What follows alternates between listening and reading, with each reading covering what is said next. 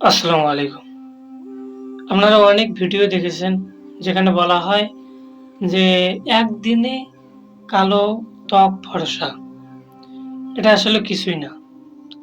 অনেক ভিডিও আপনারা দেখেন, অনেক শ্যাম্পুর নাম বলে, অনেক মনে করেন ফেস ওয়াশ, অনেক সাবানের নাম বলে। কিন্তু আসলে এগুলি একটাও না। আপনি সুন্দর হবেন তখন যখন প্রাকৃতিক উপায়ে চেষ্টা করবেন।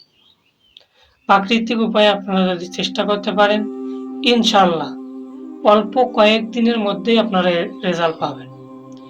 আপনার বাড়িতে থাকা সামান্য পরিমাণে একটু গোস্তরি হলুদ, একটু হলুদ নিবেন সামান্য পরিমাণে, এবং আপনার অ্যালোভেরার পাতা আছে, সেটাকে আপনারা পিষবেন।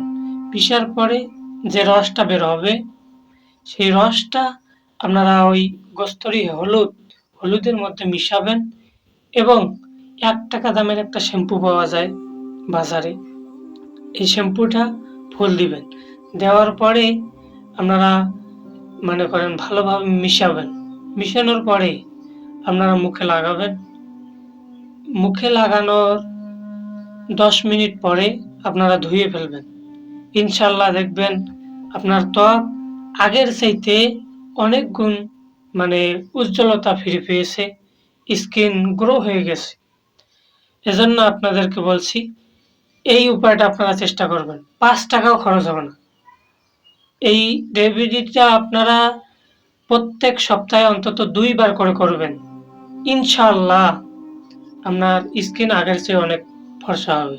ধন্যবাদ সবাইকে।